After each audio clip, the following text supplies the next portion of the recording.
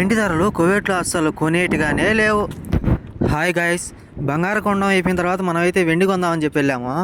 వెండి ధరల విషయాలకి మాకైతే తల తిరిగింది. వెండి ధరలు అయితే ఇండియాలో కంటే 2 ఇంతలు ఎగస్ట్రా ఉన్నాయి మావా. అందుకని ఇక్కడ ఎందుకులే ఇండియాలో కొందామని చెప్పి పక్క నుంచి వచ్చేసాము. మాల్యా బ్రిడ్జ్ అయితే ఎక్కేసాము, ఈ పక్క నుంచి ఆ పక్క దాటుకుందామని. శుక్రవారం అయితే ఈ బ్రిడ్జ్ నుంచి ఆ పక్కకు దాటుకుందామంటే 1 గంట టైం పడుతుంది. ఈరోజు శుక్రవారం కాదు కాబట్టి ఫుల్ ఖాళీగా ఉంది. నార్మల్గా షాప్ నుండి కాడికైతే వచ్చేసాము. ఇక్కడికి వచ్చిన తర్వాత వాళ్ళ ఇంట్లో ఆడవాళ్ళకి ఏదో కావాలని చెప్పి వాళ్ళకి ఫోన్ చేసి అది పనిగా ఏదో కొన్నాడు. అక్కడ నుంచి దజీజ్లో ఆఫర్లు ఉన్నాయని తెలిసేదానికి దజీజ్కి అయితే వచ్చేసాము. దజీజ్లో అయితే కువైట్ లెక్క 500 పిల్స్కే వచ్చేటికి చాలా సామాన్లు ఉన్నాయి. 500 పిల్స్ అంటే ఇండియాలో 140 రూపాయలు. 140 రూపాయలకి వచ్చే సామాన్లు చాలా ఉన్నాయి అక్కడ.